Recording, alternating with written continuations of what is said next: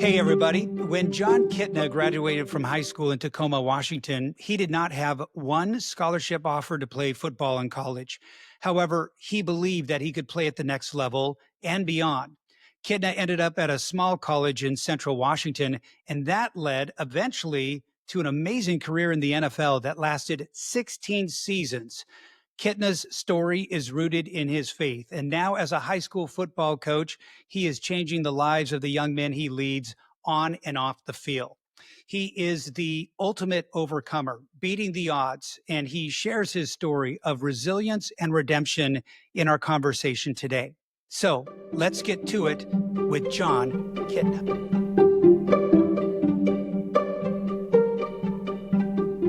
Thanks for jumping on. I know I mentioned this to you before, but we go back to 1993, where my very first sports story I ever did as an intern at Cap 35 in Yakima was on Mr. Jon Kitna at Central Washington. How about that?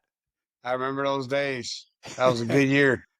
That was a good year. Yeah, I want to talk to you about that. I want to ask you about high school, first of all, because there's so many stops along your career, Jon, and I've followed it the whole way since seeing you in college. And the fact you came out of high school and played football, I think, is pretty interesting because, from what I understand, it wasn't necessarily like your first sport.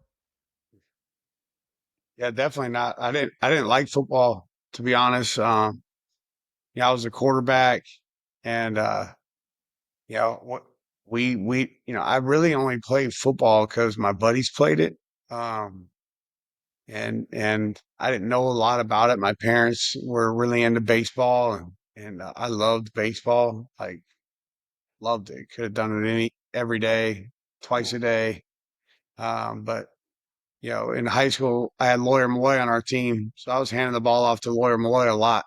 Prentice Stevens, we had good running backs, and we ran a power I. So, throwing the football wasn't a thing you did a lot, so it was just kind of boring, to be honest. So, Uh-huh. uh, but it was something to do in the fall because my parents told me like you're either gonna do something or get a job. So I played because my buddies played, but yeah, it definitely wasn't my favorite sport at all.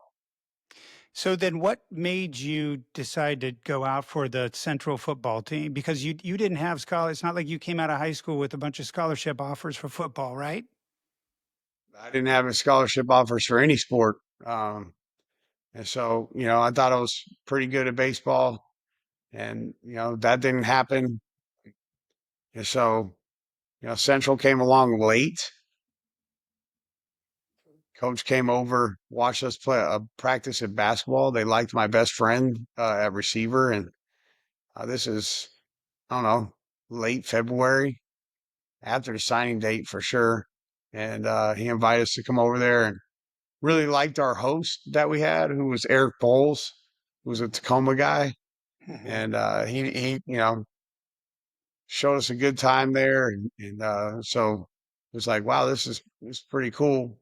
And so again, I don't know that they were necessarily interested in me. They were really interested in my friend though, who was a good receiver. So um, I don't know. I just back then I didn't have much direction in my life. And Yeah. but I knew I wanted to keep playing, and I had two opportunities, was Central Washington or Western Washington, and I guess I had three UPS there in Yeah. Tacoma, but I wanted to get away from home, so uh, Central seemed a little bit better fit for me, a little bit on the I guess rougher side than Western Washington was.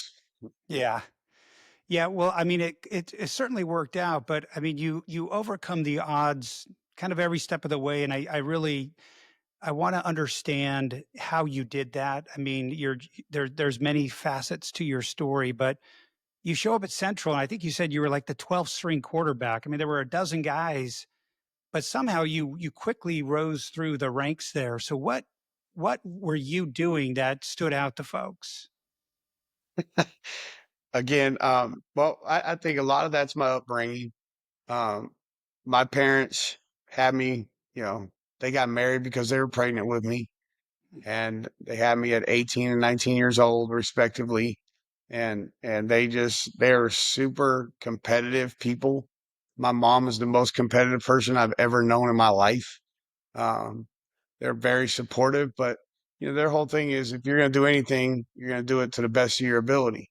And so that was always ingrained in me. There's no halfway or no, not giving your best effort. And from the time that I can remember, I was in the Boys and Girls Clubs.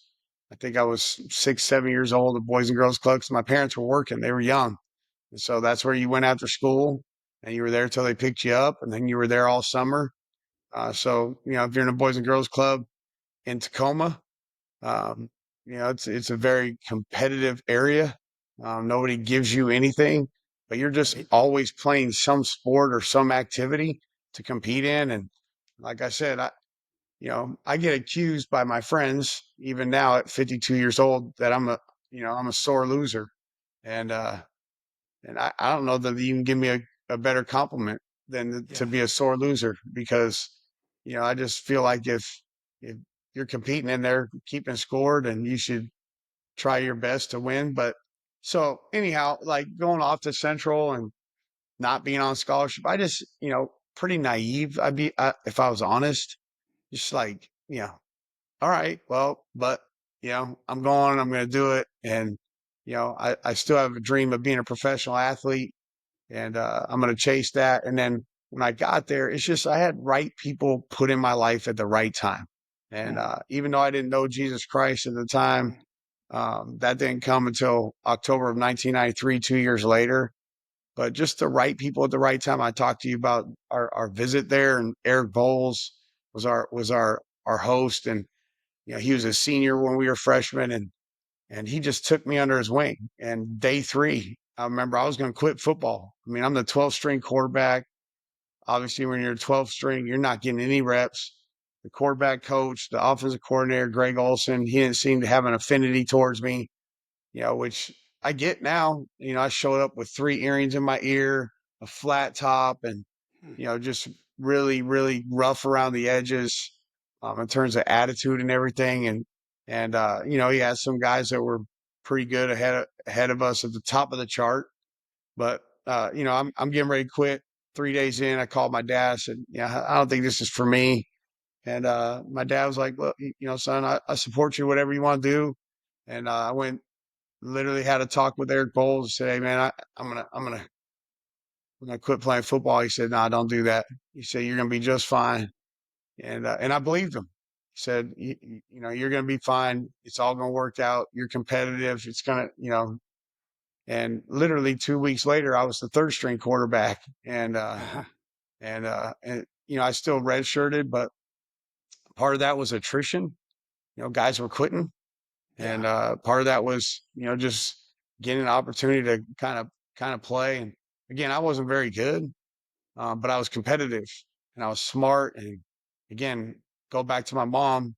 Everything you do, you just do it to the best of your ability. And so, like, I just tried to learn as much as I could from people around me. And I think I say my family and I used to, uh, we had a running joke that, I was a cockroach, right? Like, even when you think you killed a cockroach, it's Yeah. probably not dead. It's coming back.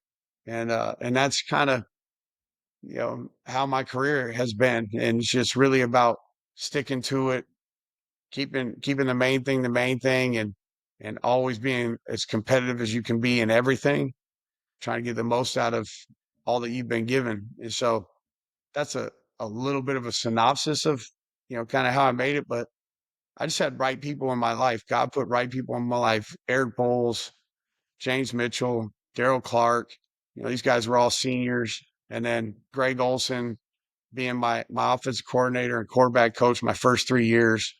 He really saw some stuff in me that I don't even know that I saw myself. And he's just a great coach.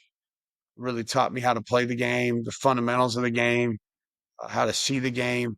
And then Bo Baldwin, who was actually a quarterback on that team with me. And Mm.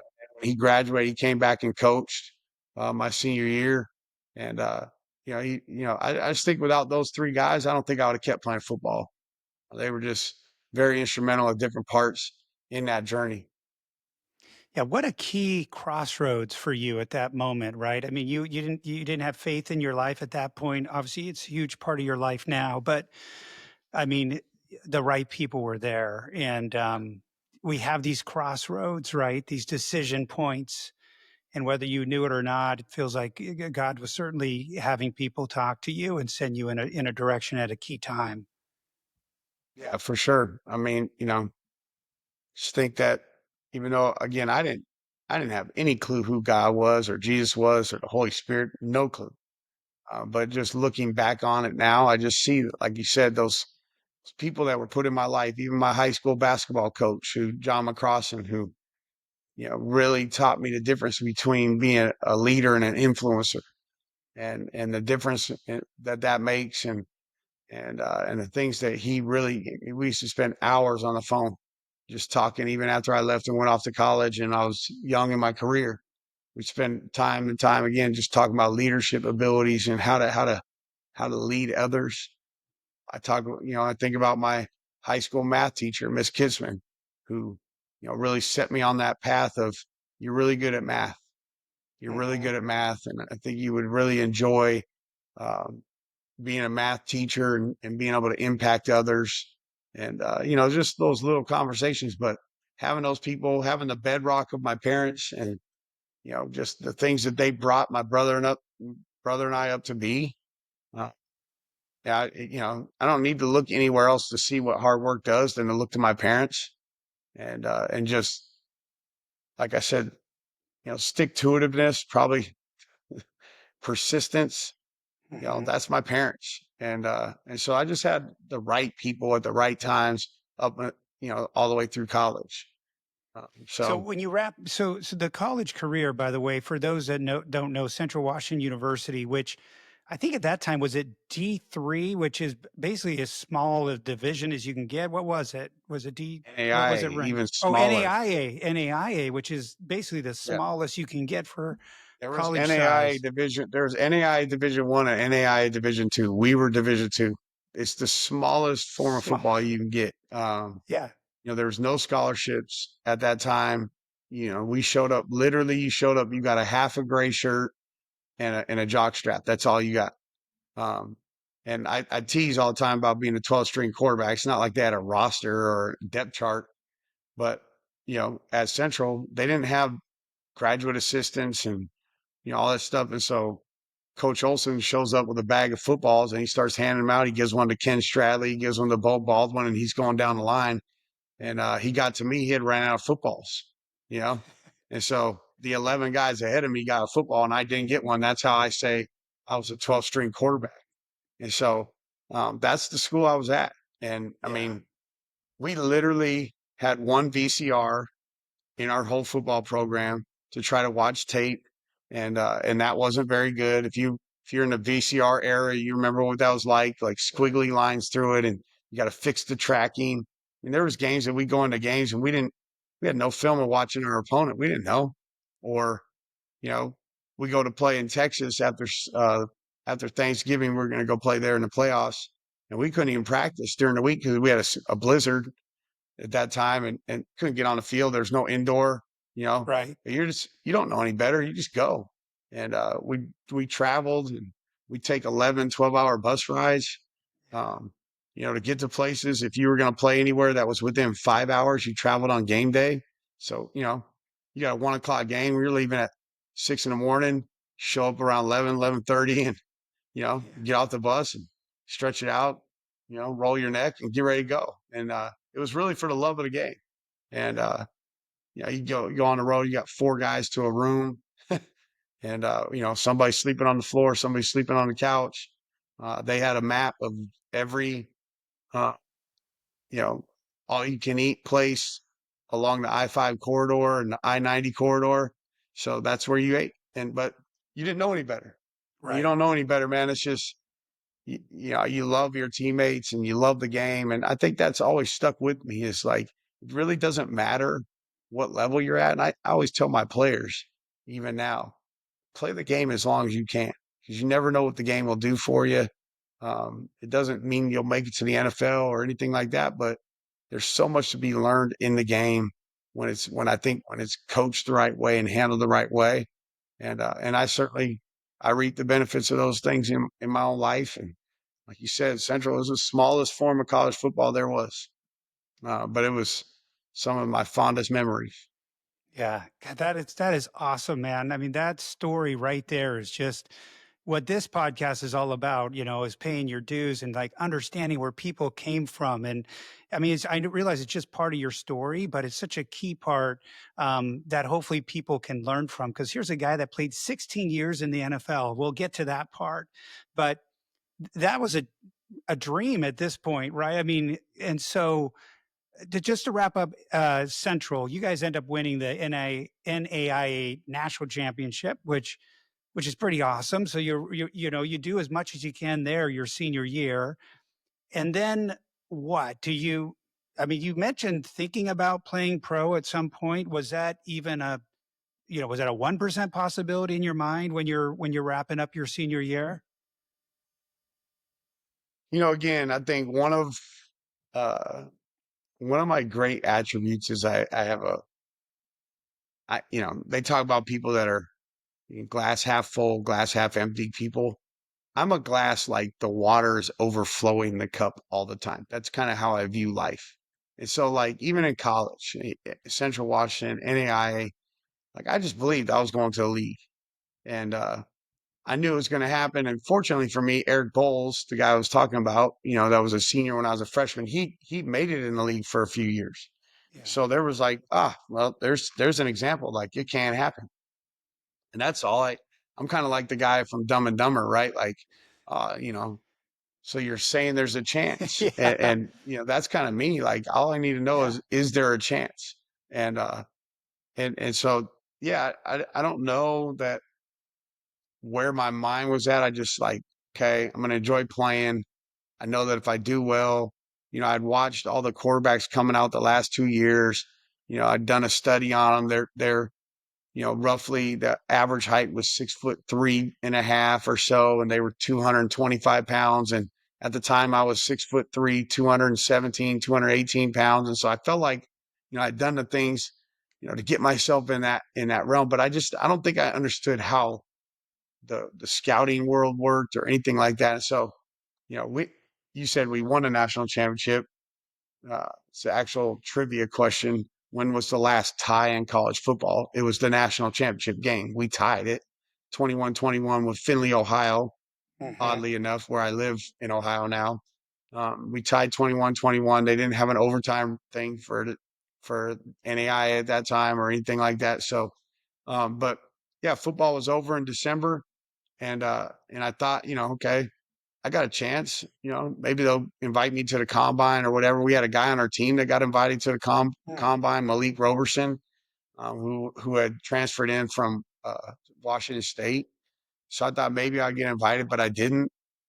My wife was already teaching at the time, and so I'm doing my student teaching at the same high school she's at, Davis High School in Yakima, Hmm. and and Dennis Erickson's nephew, Jamie Christian, who played running back for us that year, he called me in March. He said, "Hey, Uncle Dennis wants to work us out tomorrow.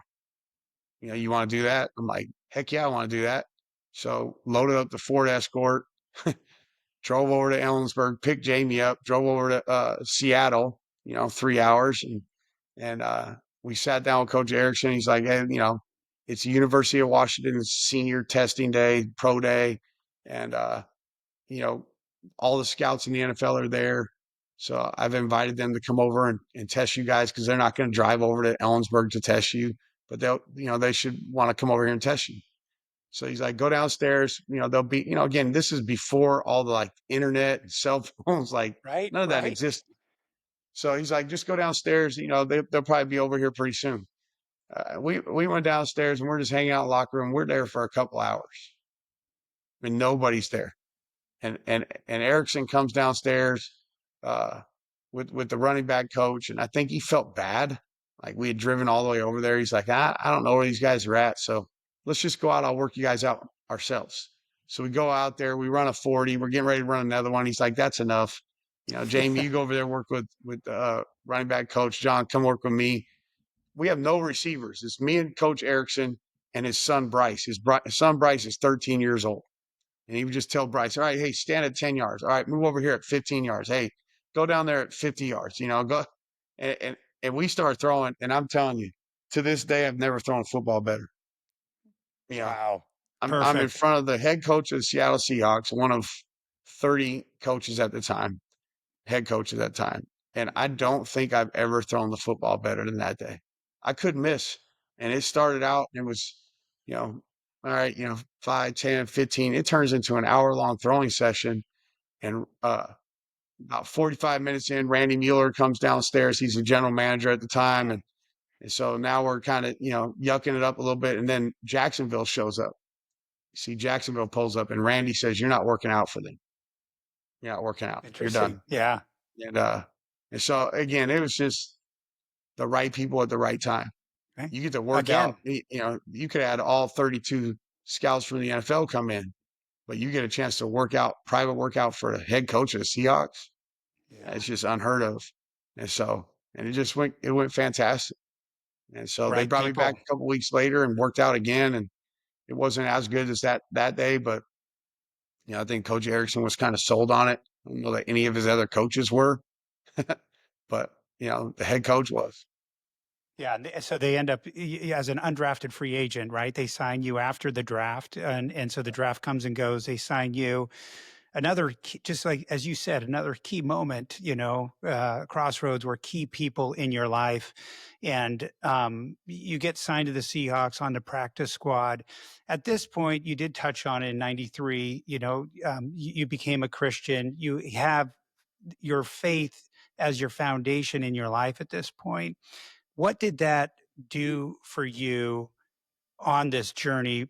With all this uncertainty around football in your career, what did that give you? Yeah, as you said, October 1993 is when Christ radically intersected my life. And through a series of circumstances at the time, I was an alcoholic, womanizing, cheating, stealing, cussing. I mean, everything you could think of, I was doing it. And Christ intersected my life, and I heard the gospel for the first time in my life at 21 years old, and immediately I was like, I need that. I need that. I'm losing at life, and so believed in Christ as my Lord and Savior. October 1993. My girlfriend at the time, she kind of sat and watched that for a few months. She got saved 4 months later in January, and then we got married in August of 1994. She Hmm. was just graduated. I had 2 years of school left, and just an amazing, you know, radical transformation of life. Aunts, uncles, cousins, family members, parents, people, around us just getting saved at an incredible rate. And so, but the question was, what is your faith? How does your faith, helped you in the journey?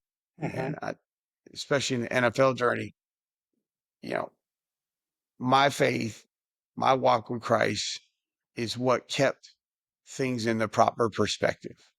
Um, and you hear people talk all the time about the mental side of the game and how hard it is. And well, the reality for me is it's not my life, it's Christ living in me. And so I believe he has a plan for my life. And what he asks of me is to do everything as if unto him and let him handle the results. And I believe in that. And so it took the pressure off of it, to be honest with you. Hmm. Was there times that you fall into that, oh gosh, you start fretting and worrying? Yeah.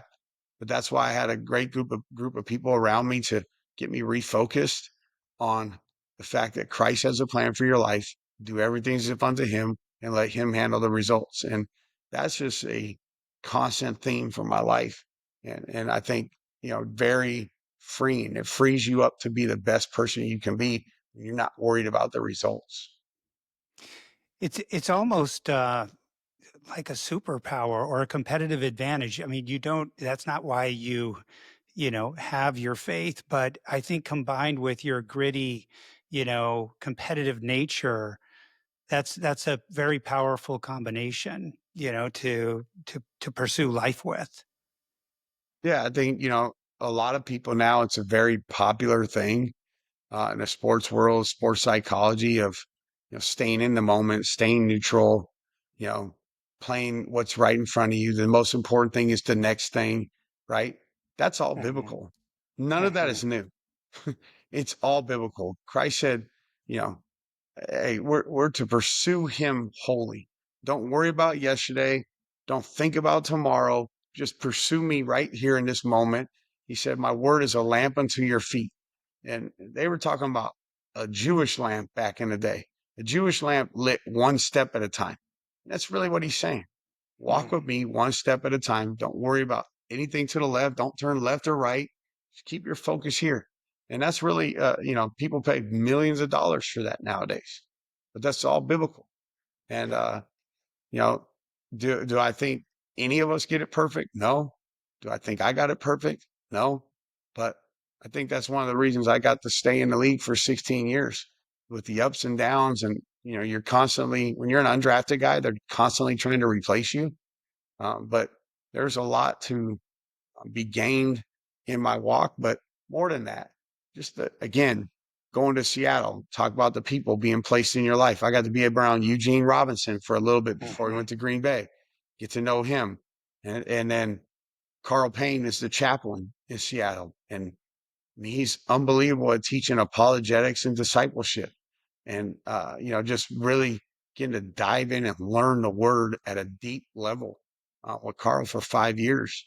And so it just, again, the people that God continues to place in my life to this day at 52 years old, it's amazing. And I don't take it lightly. So you end up on the practice squad. What is life like as a practice squad member? It's so funny because James McKnight became a good friend of mine. He was on the practice squad the year before. And he said, oh man, when they put you on practice squad, because I got cut the last preseason game, they cut me. And so I was out for a week. They told me we're going to bring you back on practice squad. And so when I came back and I was like asking James, what is it like? He said, oh man, it's practice squad. It's great. You're going to come in on Wednesday, Thursday, and Friday, and you'll practice. And when practice gets done on Friday, you know, you're done for the weekend. Like you can go to home games if you want, but away games you won't go. You're kind of done for the weekend. So you got time to yourself, time with your wife, whatever. So, I'm like, oh, that sounds exciting. Well, Erickson didn't believe in that for me. Mm. He wanted me whenever they were doing something, I was in all of it. So when they traveled, I had to travel. When they were going, home games, if they were meeting on Fridays or meeting on Mondays or meeting on Tuesdays, I needed to be there. He treated me as if I was actually playing. And so for me, but it was fantastic. And I say this all the time. Again, God put John Freeze on that football team for me. Because John really helped me understand how to be a pro. And he took me under his wing, him and Brian Blades took me under his wing. They always made sure I had what I wanted. Because when you're an undrafted free agent, practice squad guy, you're not getting a lot from the equipment room. You're not, you're not going to get a lot of those things. But they always made sure I had what I needed. They took care of me. John always just like, hey, just follow me around. And I was his shadow for a Mhm. full year. I was his shadow. Wherever he was at, that's where I was at. And so it was just it was great. It was fun. And then about 6 or 7 weeks in, I'm like, man, I think I could play in this league, you Mhm. know? And then, you know, John Freeze had gotten hurt and they were, gonna elevate me to the active roster. This was later in the season. I think we had 4 or 5 games left. They were gonna elevate me to the active roster. I was pretty excited about it. Went home on Monday, pretty excited about that's going to happen. Coming on Wednesday, they're like, Coach Erickson needs to see you. Go up Wednesday, and they're like, and Dennis said, hey, we wanted to activate you, but we just feel like we need somebody who's got a little more experience with our system and stuff. So we're bringing in Gino Toretta because he'd been with me in Miami and blah, blah. So again, to me at the time, immediately disappointed, but back into the mode of, you know what, if God wanted me to be on the active roster, he would have allowed me to be there, but I wasn't. So then is it after that you went to the World League to Barcelona? So the kid from the mean streets of Tacoma ends up in Barcelona playing football. What was that experience like for you? Yeah, well, first of all, in my exit meeting, that's what they told me. We want to send you over to the World League. And I was, my wife and I, we were like, "Ah, man, we don't want to go. Again, no internet, no nothing. We don't Right. want to go over there. And so we were praying fervently, like, Lord, don't let them send us there. And again, the exit meeting was in December, and we hadn't heard from anybody. It's January. We hadn't heard from anybody. It's bleeding into February. Hadn't heard from anybody. So we're like, well, maybe thank you, Lord. We're not going over there. And then literally we're at home. I get a phone call on our house phone, and there's a guy with an English accent on there. It's a Friday night. He says, "Hey, this is so and so from the NFL Europe, and you've been allocated to the Barcelona Dragons. Your flight is 7:30 Monday morning. You get two bags," and hangs up the phone. And I'm like, what in the world? Again, you can't just look it up, right? Yeah. And then not shortly after that, Randy Mueller calls. He's like pissed off. He's like, we wanted you to go to Scotland. They sent you to Barcelona. You're there with a guy who's played in the league, and we didn't want you to. We wanted you to go to Scotland. We're not very happy with it, but just go over there and go to training camp, and if you can beat them out, great. If not, we'll bring you back home. And again, here's my mom and me, right? I'm on the phone, and I said they can bring him back home. I'll Yeah. go win the job. I Right. don't know anything. And so, yeah, I get allocated to Barcelona. Couldn't have been better. Jack Bicknell, Dick Curl. Jack Bicknell's the head coach. Dick Curl's the offensive coordinator. Couldn't have been a better scenario. They really taught me football again. Just kept teaching me football at a higher level. And I got to play. And we went over there. We won the championship. But more than that, we saw people getting saved. Mm. Really great teammates. And my wife got to come over there, found out we were pregnant with my first child when we were there. Just an incredible experience. But at the time, I mean, again, you're flying over the Atlantic Ocean. You ain't got anything to watch. You don't have movies or anything like that. Like you're Right. sitting there reading a book from time to time, falling asleep. Um, but just an amazing, amazing experience that I wouldn't have traded for anything, but I didn't want to do it. But God was like, this is going to be a great experience for you. And it really sped up my career, to be honest.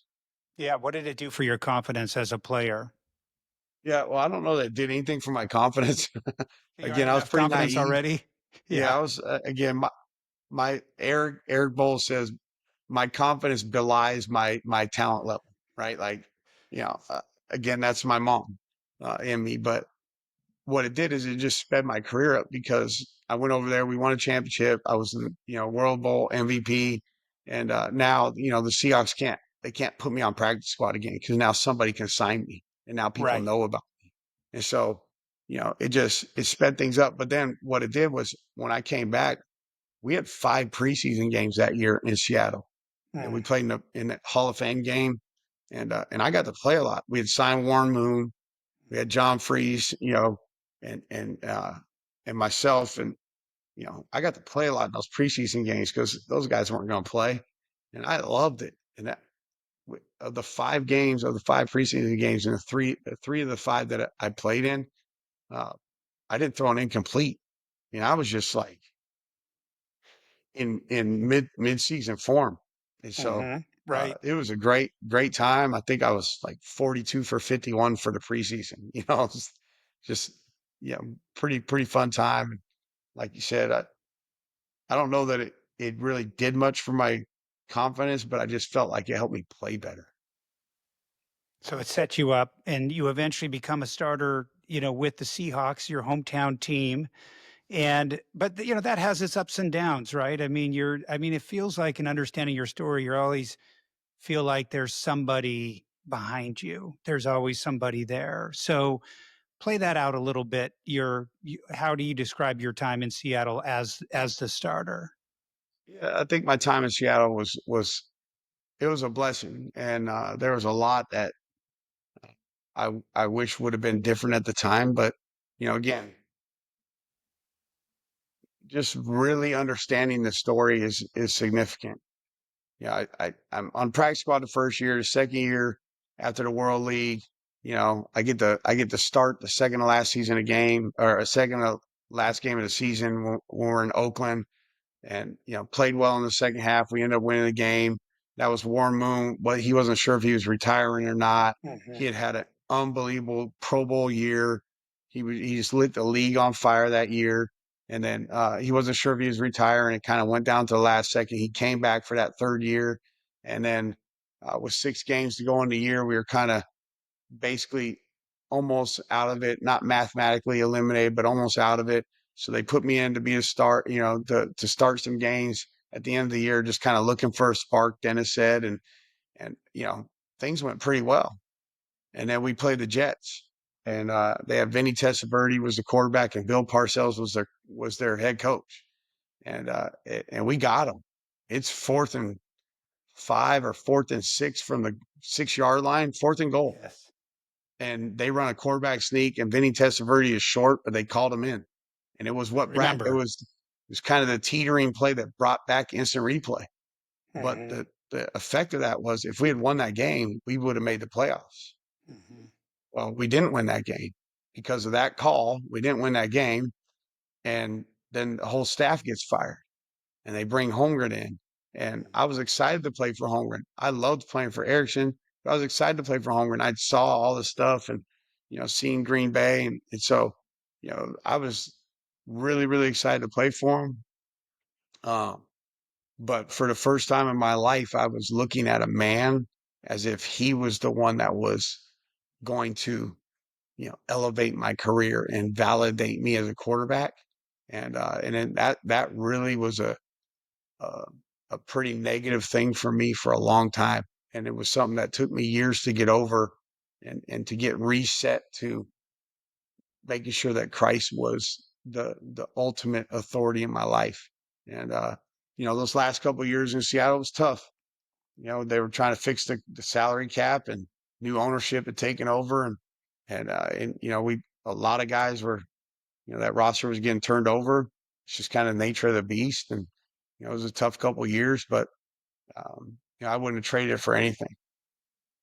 Yeah, I think if anything, you established yourself as a starter in the league. I mean, you end up as a free agent and you sign with Cincinnati, right? That allowed that it feels like that allowed that next step.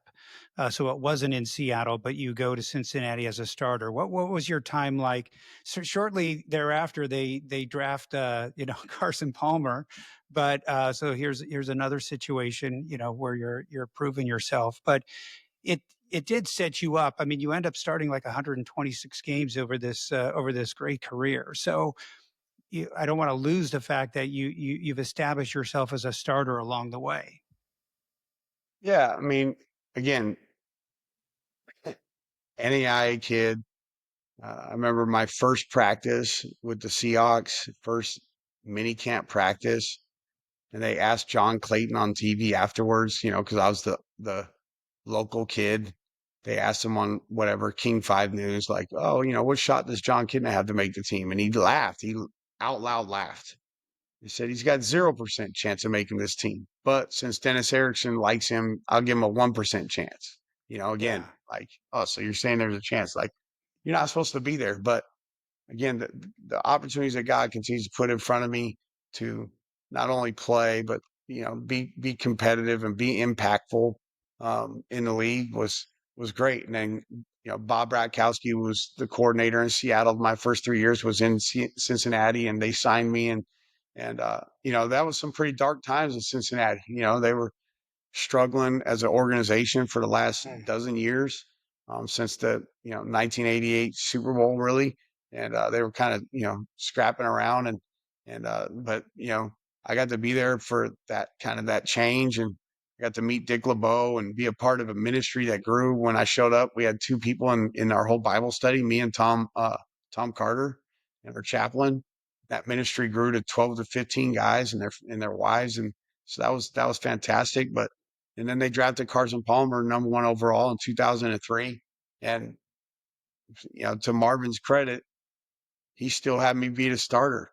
And I think God has a sense of humor. We drafted number one guy overall, Heisman Trophy winner, and I played every snap Uh-huh. the whole year, That was and the was comeback 2003 play. season. Yeah. Yeah, 2003 comeback player of the year.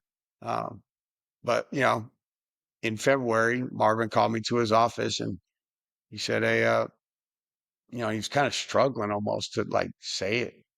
And he said, we're gonna Carson's gonna be our starter going forward." And he said, "Do you want us to find a trade partner and get you somewhere where you can go be a starter?" And I said, "No, I believe God wants me to be here, and if God wanted me to be the starter here, He would want me to be a starter. I'd be a starter here. Doesn't really matter what anybody has to say." I said, "But I'm gonna be the best backup you can imagine," and I loved it. I Uh-huh. loved backing up Carson, Uh-huh. and that's when I found out I'm a coach. 'Cause I really get more enjoyment out of watching others succeed that I get to help than I get out of my own success. And I'll never forget beating Baltimore in 2004 and Carson just lighting the game on fire and the joy I felt for another guy, you know, having success. And that just really solidified what I knew I was called to do um, in life, which is, to help others achieve their dreams and their maximum potential. Yeah. And how do you think that helped Carson? I mean to have that experience, that attitude working with him in the quarterback room. What do you think he would say about your time together there in that year? Yeah, he's talked about it, and I think it would be best to like hear his words, but Sure. it was really that relationship, even to this day, is more like a a brother to brother relationship. And he was that way his rookie year. We roomed together. I chose to room with him on the road, Mhm. and our relationship, he was that way as the backup to me when things were going rough, and I was that way for him.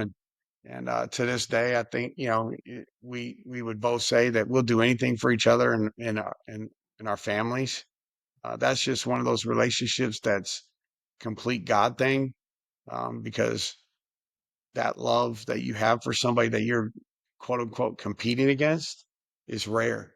But that's Christ, right? We don't do things Yeah. according to the world, and we do things according to His word. And so, yeah, I think as meaningful as he was for me in 2003, hopefully I was for him in '04, '05, and even beyond that when we went our separate ways. So let's talk about this as we're just kind of running through your career here. Detroit, your time there, on the field, maybe not the success you were looking for, but I believe off the field, it was some pretty impactful things as well. Well, there were some, you know, at the time I don't know, I threw for back-to-back 4,000 yards in '06, Mhm. '07. Got to play for Mike Martz, who I think is probably had the most influence on me as a coach of anybody, and somebody I look to as like a second father to this day. He comes out and visits me in my high school programs, no matter where I've been, whether it's Tacoma, whether it's Texas, now in Ohio. He comes out once a year and sees my program and hangs around. Like I couldn't have asked for anything better. And again, back to back 4,000 yard seasons. That wasn't Yeah. happening back then. People weren't doing that. I think I was one of a handful of guys at the time who had done back to back 4,000 yards. And so we kind of were having starting to turn things in Detroit, and then just things got sideways, throughout the staff, and at the back half of 2007, and that led to 2008 with them firing March, and that team going winless 0-16. But people always say, "Oh man, that must have been a nightmare." I just think it's bigger than that. We saw 39 people, whether it was players or their significant other spouses or girlfriends that got saved and or baptized in 2.5 years. And Mhm. that ministry was thriving, and people were, I mean, there was radical conversions of guys that I still talk to this day, and just incredible stories of redemption restoration and salvation. I mean, getting a chance to be under Dave Wilson and his wife Ann, was incredible. Their ministry, incredible. Yeah, the football thing it was unfortunate because it shouldn't have gone that way, but it did. And but it's bigger than football. So um, it was a blessing in many ways. The football piece was disappointing, but not despairing. Yeah. What is it like in an NFL locker room where maybe there's different, some guys have faith, some guys don't, right? And maybe that evolved over time in Detroit. But what is that like for you? Yeah. Well, the great thing is, again, I go back to Carl Payne in Seattle, our chaplain who taught us apologetics and how to. He taught us the first scripture he had us memorize was 1 Peter 3:15. In your heart, set apart Christ as Lord and do everything. Always be prepared to give an answer to everyone who asks you for the reason for the hope that you have, and do so with gentleness and respect. So he taught us how to defend our faith. Put Christ first. Be ready to defend your faith and answer questions, sincere questions. And when you answer those questions, answer them with gentleness and respect. And so, your question, you're talking about Detroit. Really, I'll take you to Dallas. I got to Dallas, and again, at the time, I'm kind of like the Christian mascot in the NFL. Like people know about my faith, and people are drawn to that. I got to Dallas in my first 2 months there. I don't know that I met a Christian, one person like come up and like, hey, I believe in Jesus too. Like it didn't happen. It was like, wow, this is a really carnal place. This locker room is very, very worldly. And I just would, be in my locker praying, and then, you start to see, over the next year, we had Duke Preston. He joined us after he got cut in Green Bay, and he and I just started praying over the locker room, and guys started coming to Bible study, and Tony Evans was leading our Bible study. And so guys were showing up and people were, coming to know the Lord. But in that locker room, there was guys that were professing atheists, but it was fantastic because they would bring up questions and we would try to answer. We would just have great dialogue that was respectful and not, it wasn't like you were trying to like demean or demoralize somebody. You just were trying to answer questions, and we would go back and forth. And I felt like it was very healthy. And there's some guys that got saved and they were young, um, young biologically and young in their faith. And they Hmm. still talk about those days, because our indoor blew down that year in a storm. Hmm. So when the weather got bad, we'd have to bus to Arlington. That's a 45-minute bus ride in the NFL, both ways. So we'd be on the bus rides, and these atheists would be bringing up questions and trying to antagonize or maybe asking sincere questions. And the 45 minutes would be, we're just having really, really respectful dialogue. And I think that there was a lot of growth there in that. And so again, having somebody placed in your life to teach you how to correctly handle the word of truth, like Carl Payne, that was invaluable for me at a young point in my career, when in my life. And you're really like, you're a Christian, you're on fire. You just want to be argumentative and prove you're right to somebody. And he was like, that's not how Christ was. And so he really taught us how to do it the right way. So, what was the playing experience like for the Dallas Cowboys? Because obviously, America's team, it's got to feel something different than other places. Yeah, it's completely different. Um, when I was in Cincinnati, the thing that stood out to me in Cincinnati was that there was like grandmas that loved the Bengals, right? Like like, you know, you're born a Bengal fan. History, yeah. And, but when I went to Dallas, I'll never forget training camp. And we went to San Antonio my first year for training camp, and they had an opening night for training camp. Like, we're not practicing, we're just showing up. They had an opening night, like, you know, event. And they announced the whole team one by one, by position groups. There was 25,000 people there Wow. for just just to us to walk out on the stage and wave, and you know, a few of the starters and top guys to say a 30-second snippet. There's 25,000 people in the Alamo Dome, you know, and every practice there's, you know, 20,000 people at every single practice. That's just not normal. And this was before the NFL had really boomed, right? Like now it's like kind of standard. That Yeah. wasn't how it was back then. So that was just a different thing. And, uh, you know, when you go to the media obligations and, you know, there's 40 people, 40 different media people there, that's a different animal. And, but Hmm. it was awesome. That was the year they opened that stadium. They were still building it, you know, when I first got here, and you know, Jerry took the whole team on a tour right before they were getting ready to open it and talked about how it got built and the money it took and, you know, all the bells and whistles. I mean, just amazing. And now, you know, those things are again, kind of commonplace, throughout the league, but, it really was amazing. And, you know, I'll never forget my first preseason game.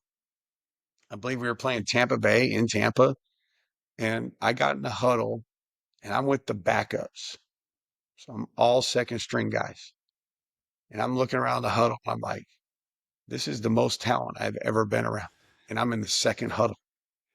You know, like this is this is different. We had, you know, at the time we probably had five or six guys that were at the top, you know, two or three guys at their position in the NFL. Um, and it was unfortunate that we weren't able to win more games, but that was a blessing.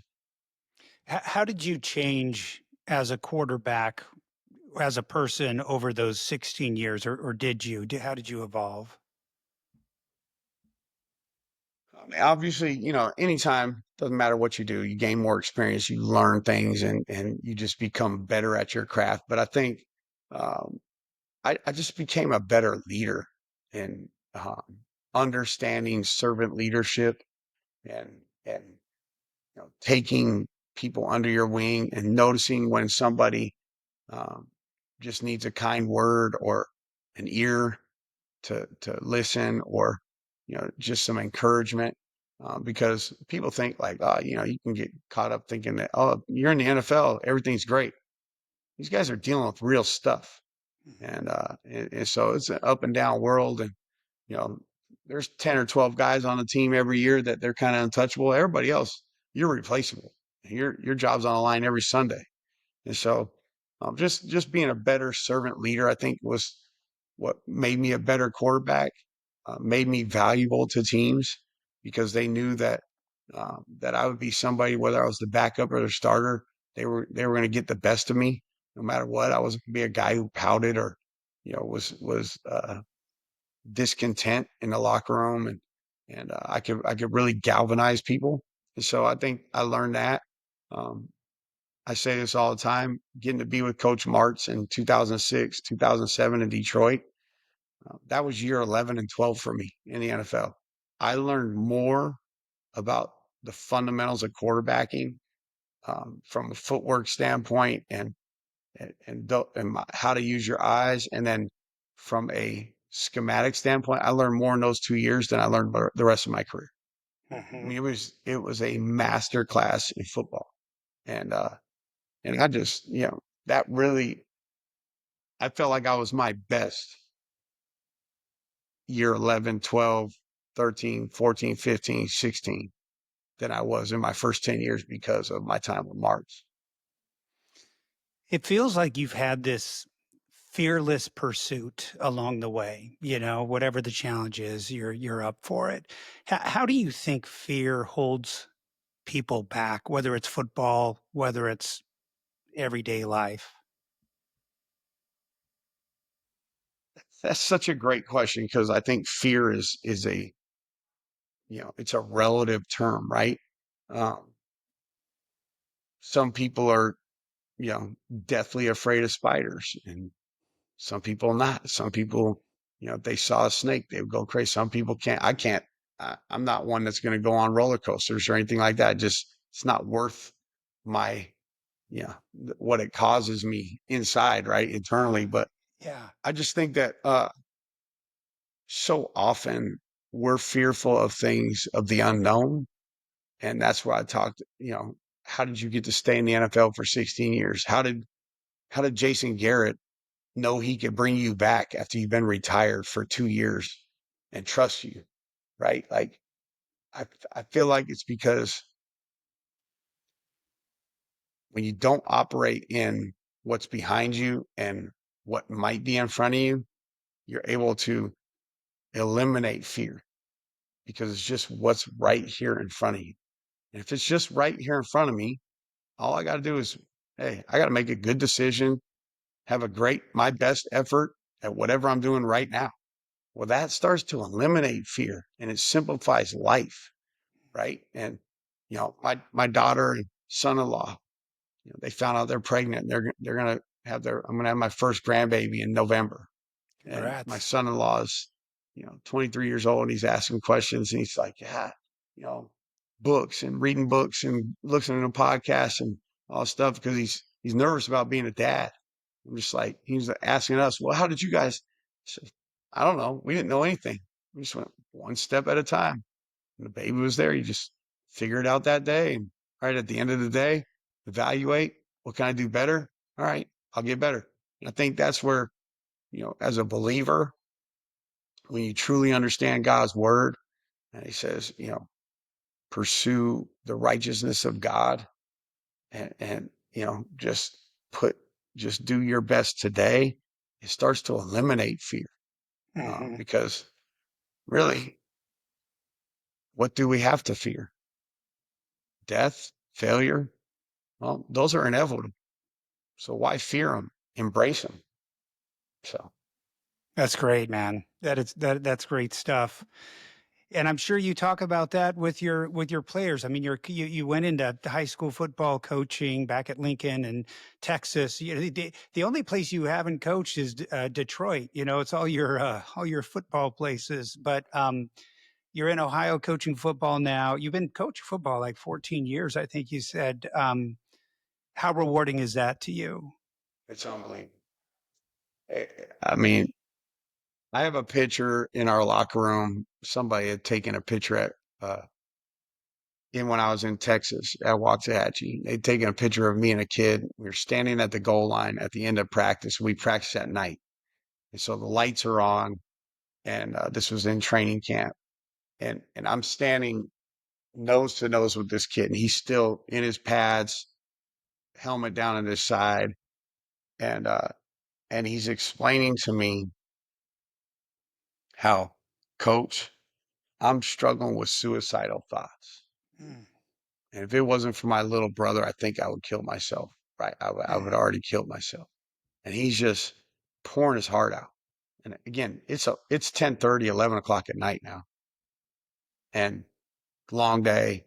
And I'm just standing there and we're having this great conversation of me just talking to him about how proud of him I am that he's just like sacrificing for his little brother. He wants what's best for his little brother. He wants his little brother to get out of the situation that they're in. And, he doesn't like the situation and he's just on and on. And I'm talking to him about, you know, Christ and, cause he was a believer and he had come to know Christ. And so there's, somebody gave me that picture. I take it with me every place I go and I put it in my locker room because I want to be reminded of why I do what I do. mhm. That kid ended up being a Rhodes Scholar at Texas Tech, got his whole deal paid for. I still am in touch with him to this day. He's going to end up being a professor. Like he's killing it in life. His brother's doing good. His mom is doing better, right? Like he had to be a dad. He had to be a grown man at 15, 16 years old Wow. because dad wasn't there. Yeah. And, and so I just think about like, and I mean, every year there's countless stories of that. It's so impactful. It's such a rewarding thing. And, uh, and I really try to get my coaches to understand, um, when you really dive into these kids and in their lives and learn and have empathy for them and learn their backgrounds, how like the coaching thing just is so easy. when it comes to the X's and O's, when you really understand what the long term goal is, and seeing these young men succeed. And now, after, like you said, 14 years, I got kids that are married now and having kids, and it's amazing. I got kids that are into coaching now. Now they're starting. I got a kid that texted me 2 weeks ago, Coach, I'm starting to coach, and we're using the same vernacular, same real man teaching, and just thank you so much. So it's just it's why I do it. It's why I do it. For those kids, sometimes they're not gonna, a lot of times they're not gonna be good football players, but they're gonna be young men that need to be impactful members of their communities and husbands and fathers, and that's why we do it. And so, yeah, it's incredible. Uh, I could go all day talking about it because it's the life calling that God's given me and my wife, and yeah, I never thought I would leave Lincoln High School. Uh, Thought we were going to stay there forever, but God has just put us on a journey, and we've really enjoyed it. You've talked in this conversation multiple times about the crossroads that you had and how God put people in your life at those moments. But that's an example of how God put you in someone's life. I mean, how many times? I mean, that's happened in your NFL career, in your high school. I mean, hundreds, thousands of times. I mean, you think about that impact you've had on people in locker rooms, one-on-one discussions along the way. All the time. Again, it goes back to Carl Payne, 1 Peter 3:15. The first, like when you had to memorize scripture with Carl, like it was a thing. Like you didn't come to the Bible study and you didn't get to talk, you didn't get to participate if you didn't memorize the scripture from the week before. There was an accountability to it. So 1 Peter 3:15, right? Like set apart Christ as Lord. He's the one who's the head of my life. He's the driver of this ship. He's the one. And then always be prepared to give an answer to everyone who asks you for the reason for the hope that you have. That kid standing before you telling you he's going to commit suicide, man, you better be ready to have some words that are impactful, and it better not be your opinion. It better be laced with the Bible, because the Bible is what changes people. It's what transforms people. And so just being able to bring the Bible out in a way that at that moment is impactful for that person, whether that's a high school kid, whether that's, I've had to do it with parents while coaching high school, whether that's a coach that coaches on your staff, or whether that was a teammate in the NFL. Happens all the time. In the NFL, it would happen all the time that guys would come to you, you know, call you or late at night in training camp, like, can we talk? But you got to be ready. In season and out of season, you better be ready, because this is the moment that God has for them. And God calls us to be available to those things. So I just want to be a good steward. And do I get it perfect? No, not even close. Thankful for God's grace every single day. Thankful for my family's grace every single day. But really, really just want to hear the words at the end of whenever my time is up. Well done, good and faithful servant. And you feel like high school is the avenue because you did coach with the Cowboys for a year as quarterback coach. Or you could have gone that NFL route or college route, but clearly it seems like high school is your calling. Yeah, it has been. And, you know, I just look at it, my wife and I, we look at it. That was always our dream. And then it became a calling. In 2002, we, I got a book given to me called Season of Life. And it was about, you know, this guy, Joe Ehrman, who now he has a second book out, called Inside Out Coaching, and just understanding transformational coaching as opposed to transactional coaching. Well, I just think at the high school level, especially, you really have a great opportunity to do the transformational coaching piece. College and pro, man, it's so transactional. It's a bottom line business. And, Sure. so, but I think you can do it at those levels too. And God just hasn't called me to that. That opportunity with Dallas was a different animal. It was a season of life. And God really, gave me that opportunity to kind of see it. But I say it all the time. I don't think there's a ministry out there. I don't believe there's a ministry in America that gets to do what I do. These kids on average are going to hear my voice 3 hours a day, all year long, Yeah. on average. And I mean, I better have something impactful and character building for them day in and day out, and be able to encourage them while still coaching them hard and producing good football players. So, uh, yeah, I just don't think there's a better ministry, honestly, than to be a coach. Yeah. Well, your story and words inspire them. I think inspire others, and I'm glad we got a chance to talk today, John. I mean, it's been about 30 plus years, since we Yeah, since I unbelievable. saw you I there remember on that. the field. I But remember it. it's good. It's good to talk to you. I appreciate your message, your attitude, your drive. I think people really appreciate that, and you're doing good things. So thanks for being here today.